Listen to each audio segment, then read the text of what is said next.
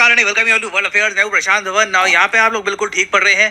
Turkey ने हाल ही में warning दी है इजराइल को कि अगर हमारी धरती पर कुछ किया, हमारी सॉइल पर अटैक किया तो इसका नतीजा बहुत ज्यादा खराब होगा। और मैं आपको बता दूं, टर्की इजराइल के बीच में जो टेंशन बढ़ रही है, इससे इवेंचुअली एक क्वेश्चन सामने आता है कि क्या आगे जाकर टर्की और इजराइल के बीच में एक वॉर हो सकती है। क्योंकि पहली बात तो यहाँ पे आप देख पाएंगे, टर्की ने हाल ही में इजराइल को ये कहा है कि अगर आपने बहाना ये लगाया, क्योंकि इजराइल की तरफ से स्टेटमेंट्स ये आ रही है कि हमास के लोग जिस देश में भी हैं, मोसाद इजराइल उनको हंट डाउन करेगा। टर्की ने साफ साफ ये कह दिया है कि हमास को अटैक करने के बहाने अगर इजराइल ने टर्की की धरती पर अटैक किया तो उस केस में टर्की बड़े स्केल पर रिटेलिएशन करने को तैयार है। नाउ ये बहुत ज्यादा सीरियस स्टेटमेंट है।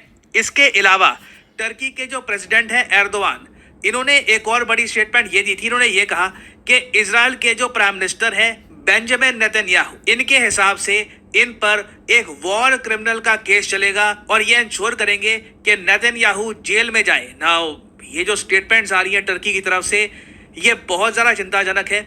और ऑब्वियसली आपके माइंड में सबसे पहला ये क्वेश्चन आएगा कि हमास तो गाजा में है ना, तो हमास टर्की में कैसे जाएगा और इजराइल उनको अटैक करते करते टर्की पे अटैक कैसे कर सकता है। ये मैं आपको समझाता हूँ। नाउ जैसे आप लोग जानते हैं कि हमास एक मिलिटेंट संगठन है जो आपको मिलेगा यहाँ पर प्राइमरली गाजा पट्टी में।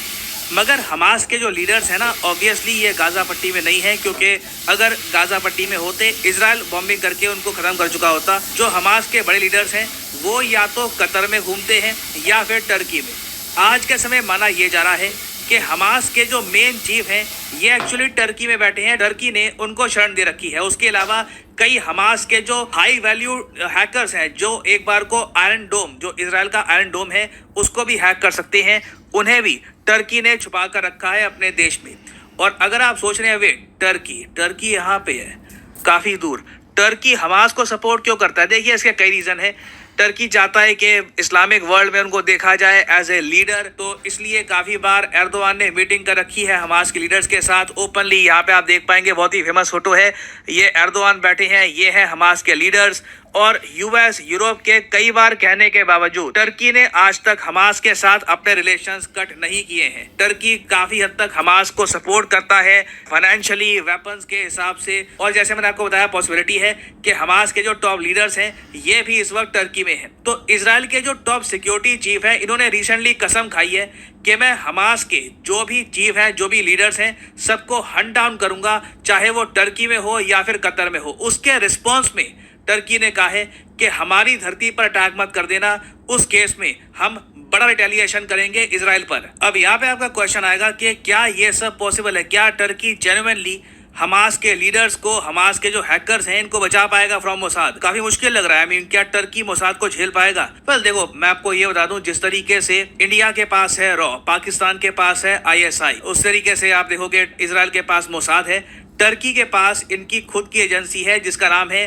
MIT की जो फुल फॉर्म है, ये टर्किश में कुछ और है, इंग्लिश में ट्रांसलेट आप अगर करोगे इसको तो इसकी फुल फॉर्म आती है नेशनल इंटेलिजेंस ऑर्गेनाइजेशन। ये टर्की की इंटेलिजेंस ऑर्गेनाइजेशन है और इन्होंने ओवर द इयर्स बहुत बार मोसाद से हमास के जो टॉप हैकर्स हैं उनको बचा रखा है। फॉर एग्जांपल, हमास का एक बहुत ही फेमस हैकर है जिसको कहा जाता है ओमार ए। इसका रियल नेम किसी को पता नहीं क्या है, मगर इसको लोग ओमार ए कहते हैं। बताया जाता है कि ओमार ए ने ना 2015 और 16 में आयरन डोम को ब्लॉक कर दिया था। जी हाँ, इंटरनेट पर बैठकर, लैपटॉप पर बैठकर इसने आयरन डोम में कुछ आप कह लीजिए या तो कोई ट्रोजन हॉर्स के जरिए या फिर कोई मैलवेयर के जरिए उनके सॉफ्टवेयर में प्रॉब्लम डाल दी, जिससे आयरन डोम प्रॉपरली फंक्शन नहीं कर पाया और उससे हमास को एक मौका मिल गया इजराइल पर बड़ा अटैक करने का। तो तब से लेकर अब तक ना ओमार ए एक बहुत ही बड़ा टारगेट बना हुआ है मोसाद का।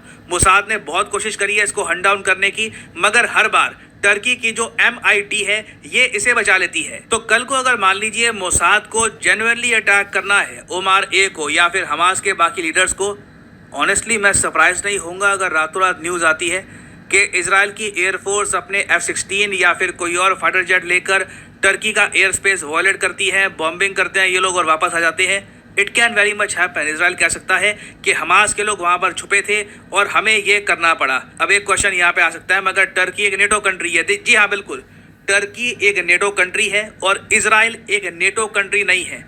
तो ये बहुत ही इंटरेस्टिंग होगा देखना कि जब इजराइल एंटी टेरर ऑपरेशंस करेगा इन टर्की तो उस पर नेटो का क्या जवाब होगा, क्या वो जस्टिफाइड होगा या नहीं होगा।